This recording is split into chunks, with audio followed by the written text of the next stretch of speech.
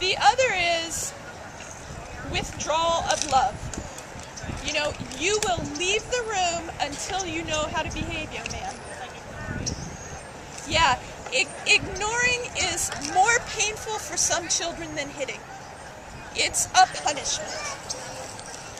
Be very clear about that. It's a punishment. So our philosophy is there's got to be a better way in every case than punishment. Punishment works because your kids so badly need to attach to you. And it works to control behavior sometimes. In the long term, it doesn't work to build caring, respectful people.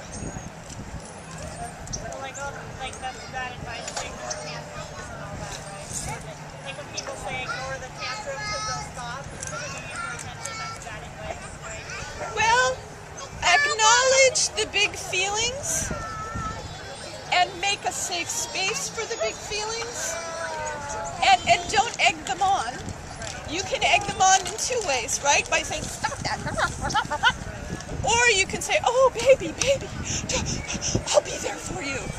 Either way, you know, you're kind of getting involved in the drama instead of acknowledging you're having really big feelings. And what works for a kid who's stimulated like that is going to vary.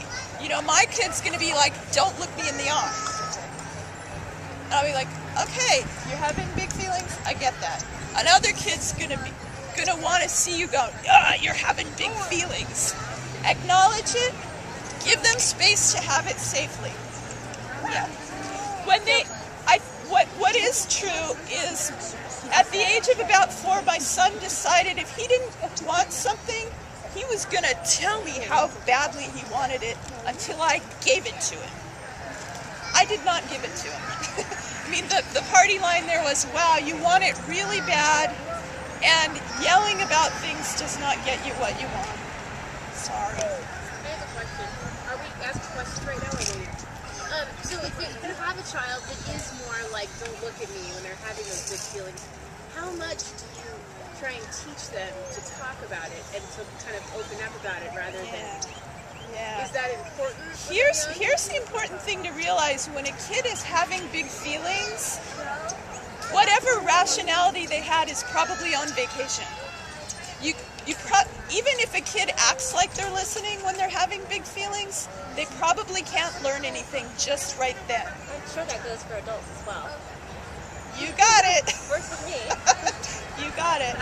So big feelings have to actually shut off your higher brain. They literally shut off the blood flow to your higher brain. Therefore, so it's not as important to... So, by all means talk about it when you're both calm. For an older child, that can be any time. For a younger child, it's got to be, you know, within a span of time that they can remember what it was like when they had those big feelings. Yeah. And you can acknowledge it without eye contact and without a lot of words. Yeah, because one of the things that happens, I think, with my son when he has big feelings is he does not want to take in more stimulation with more eye contact and words. He just wants to, like, go into his shell and recompose himself. But different kids are different. Some kids will give you a ton of words when they have big feelings. Have you heard of time ins? Like, I think I read an article in Mothering Magazine that it was, instead of time out, like, let's separate, let's connect, because obviously, you know, like when you're having a meltdown, sometimes it just feels good to have a hug, you know, and then come back to And you can read your child's cues, whether that's a helpful thing to do. For this kid of mine who didn't want stimulation, that one. yeah, but over the age of about 6, that wasn't going to Yeah, fly. yeah. Maybe even a little younger. I think it was, the article was more like, For little when they're ones. nursing. Yeah. Now, your baby is going to cry sometimes, and you're not going to be able to stop them crying. And it's okay for babies to cry if you know that all their needs are attended to, and you've tried to soothe them. You don't have to soothe them frantically. You know, let's put you in the baby shaker and get you to stop crying. I thought I had to do that. they know more now than when my guy was little. I know more now. I thought that a good mother could solve her baby's crying all the time. You can't, you know? And then again, take care of yourself, be with them, tell them it's okay, offer to soothe, but don't force soothing. So the baby that's from 8 o'clock, 7 o'clock till 10 o'clock crying. That is so hard on everybody, isn't it? So you're just saying Isn't it? sit in the rocker, hold them, or your advice is put them in the crib and let them cry? You've done everything. Yeah. Well, I want to do some problem solving. Like if I'm nursing, I want to probably do an elimination diet. It's just a once in a while. Yeah, ordeal. once in a while, you want to check in with them. Some babies want to be held when they cry, some don't. But you want them to know that you're there for them. So leaving them in the other room and going away is only if you are about to do something dire, right? You want them to know that you haven't abandoned them. And the only way they know that is by face contact. They don't have much memory. Right. Yeah. What, 8 seconds?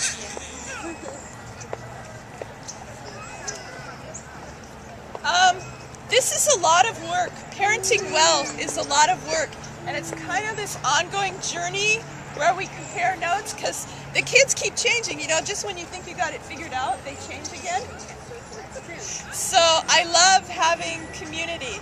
And I'm thinking I sound too much like I have a lot of answers. I really want to respect your being in the not knowing place and being willing to try different situations and get information.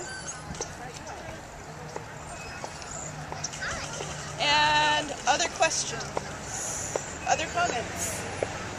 My son just turned 12. Uh-huh. And I know you talked a little bit about putting the other kids to the older child. He's full on into that right now, just walking the littler one. So, oh, you're littler than me, I can just walk up to you and shove you. But he's also very violent with me. Like headbutts, hits, kicks.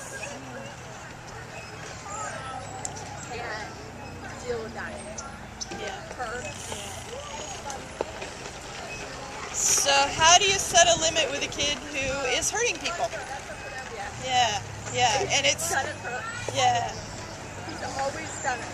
You know, he started off with just like little headbutts in that direction, and it just escalated. It's just... So it kind of crept up on you. Yeah, and now you're like, oh no, what do I do? I think it's not, and then... I mean...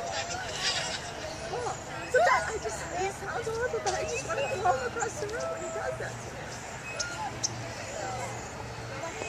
I think we can all probably identify with that feeling Yeah. from time to another. You don't feel like you're the only one that has that feeling.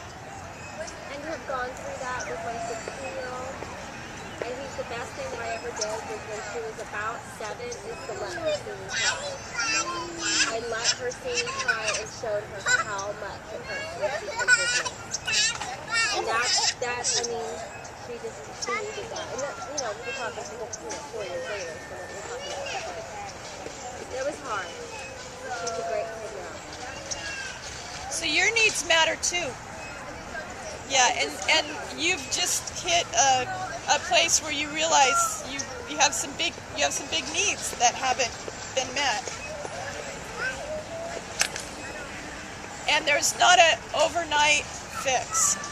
But with awareness of that, I have to figure out how to set some limits.